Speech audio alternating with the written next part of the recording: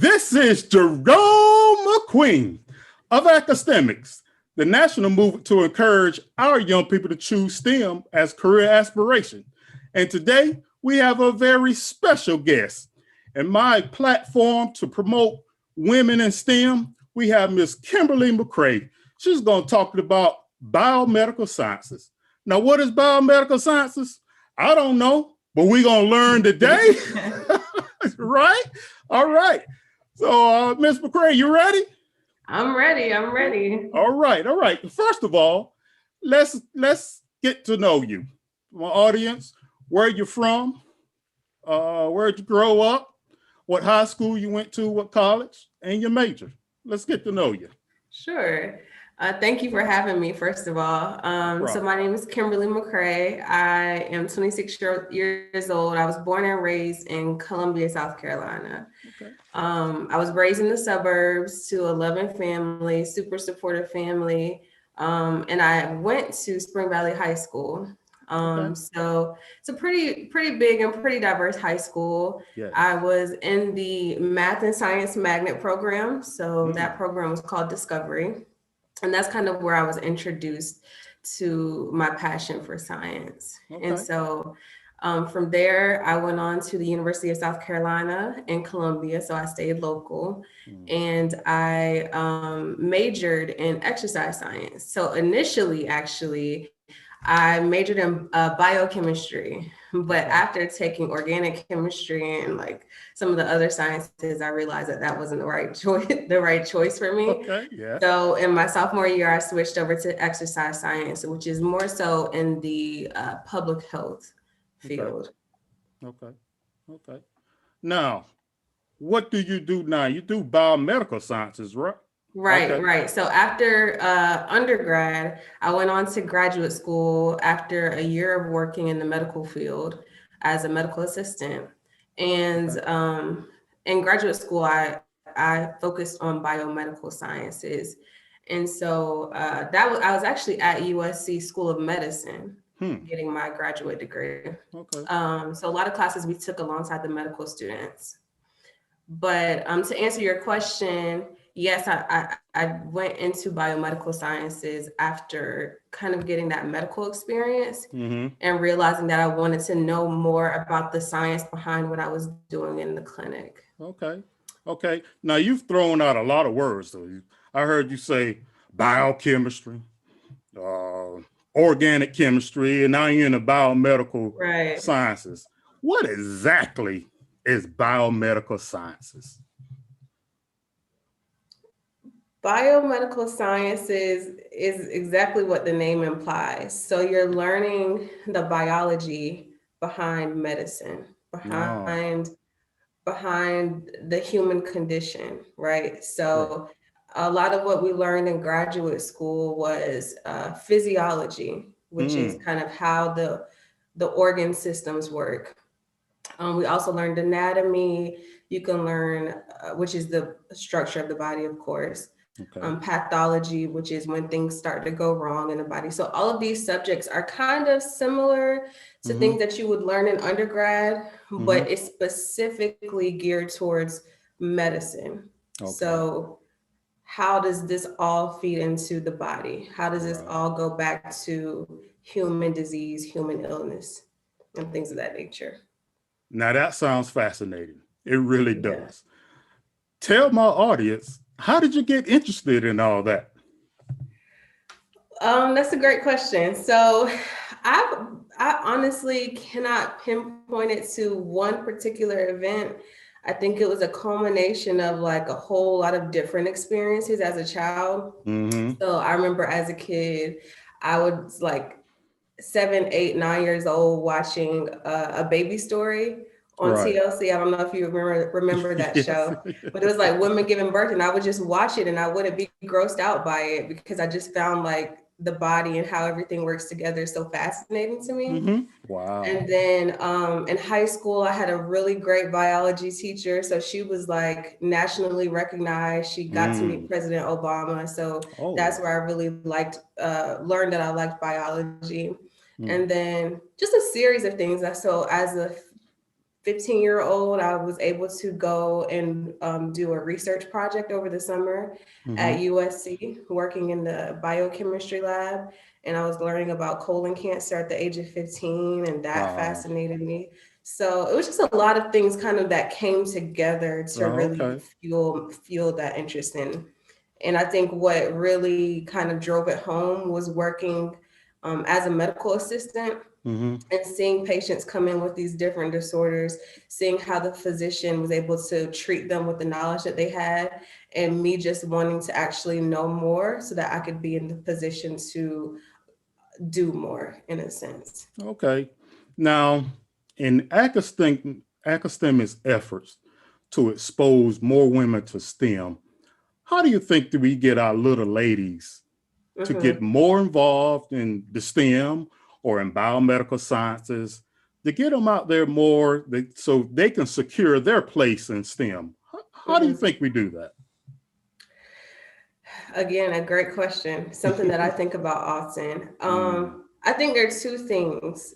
So one, you kind of have to incentivize it, right? You have to give them a reason A to want to reason. do it, because a lot of people really don't know. And I tell my testimony in a sense of how I was able to, do this summer camp, get paid for it, present my project at national competitions, and win thousands of dollars for that Wow. project. Wow. So you have to let them know that there's so much scholarships, grant money, all these things through STEM. Okay. And then I think the second part is exposure, showing people what's out there. A lot of times, the young girls think that the only thing that they can do is X, Y, and Z because that's all that they've seen. And so I think that's why representation matters. That's why putting ourselves out there more and showing what it is we do and how we got to, exactly what you're doing, how it is we got to this point is so critical, because I'm a firm believer in, if you see it, you can be it. If you see it, if you see more people who look like you in these Right. positions, if it looks glamorous to you, if it looks fun and cool to you, then you can strive to do that. But a lot of times we don't see that. We just kind of see what's given to us in That's in right. a sense. That's right. Now, earlier you mentioned about a biology teacher that you took hold to. Um, I want to talk about a role model. You could talk about her or other role models that you had that kind of led you to this path to where you are now. She was definitely one of my role models, I would say. She was Okay. a great teacher. Her name is Mrs. Spigner. She Okay. watches this. Great teacher. Of course, my parents, Right. super Right. supportive parents, never made me feel odd or strange for wanting to be in STEM, even though a lot of what I was doing kind of went over their head Right. a lot of times. Um, But they believed in you. they believed in me, Good. and that was super important. I mean, the list goes on. A lot of people in my church just were super supportive. Right. Whenever they heard of me doing great things, they just kind of like pushed me to go even further. Good. Good. But as far as like bigger people, I would say Michelle Obama was a great Okay. example to me. Just not necessarily as it pertains to STEM, but more so about a successful Black woman who Right. really pushed, worked hard, kind of Right. kept her head down and made sure she was uh, successful academically and professionally. Okay. Okay. Now, what were some of your challenges getting into STEM in college or pushing forward in life? Or to talk about some of the challenges you had and how did you overcome them? Well, in high school, a big challenge that I faced was prejudice, because I was really the one of maybe 5 Black students in Right. my magnet program, and there were 40 or so students total. And a lot of them kind of made jokes that weren't kind and racist and prejudiced. And so I had to really not let that get to me and Right. continue to remind myself that I deserve to be there. I deserve to, pursue this field just like anybody else. Right. In college, a big issue that I ran into was setting boundaries. So STEM, it's a rewarding field. It's a field that's fascinating and I love it. Don't get me wrong, but it's challenging. Very It's challenging at times, and it takes a lot of discipline, a lot of hard work. And I was a little bit naive, to be quite honest, in college at one point. I guess because I was in this like gifted and talented magnet program in high school, I felt like it was going to be smooth sailing in college. Right. And so sophomore year, I started working as a resident assistant or a RA, RM, whatever you might call it at your college. And I was responsible for 40 girls on my hall, just me. And along with taking like organic chemistry, biochem, all those hard classes that semester, plus just being a college student and having a personal life, a family life.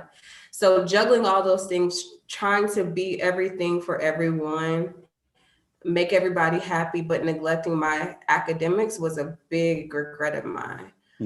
So I had to learn going forward, and especially in grad school where it's a lot harder to establish those boundaries. You can't always answer that FaceTime call. You can't always text people back on time. Right. You can't always, go to the family function. Some things you just have to miss out on every now and then.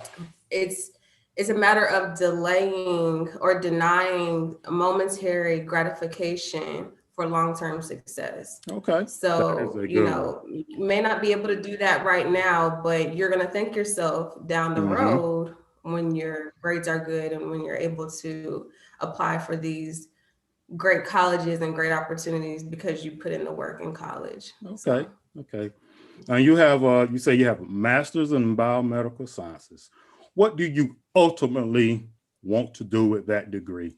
Is there some way you want to impact the community, or what do you have? What's in store for the future for Miss Kimberly McRae? So I definitely want to continue with research. Okay. I did a lot of that. I've done a lot of that in high school, college, and even in graduate school. I definitely want to incorporate that into my long-term career. Probably at academic institutions, so working for college. And I also, so this was kind of, grad school was actually more so a stepping stone to get to medical school.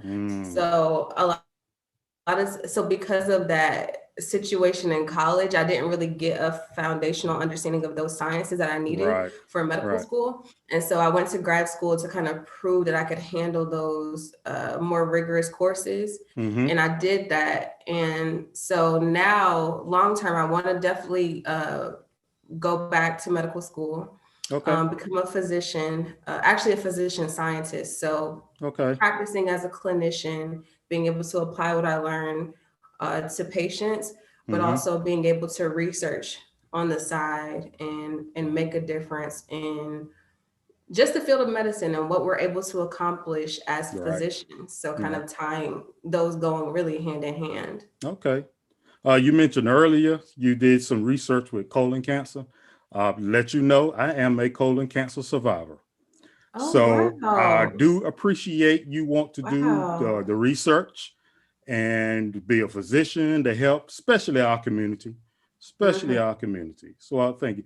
We're going to wrap up. Is there anything else you want to tell our audience? You want to tell parents how to get young ladies into STEM, or anything you want our audience to know about Kimberly McRae? To the students, I would say really put forth your best work now.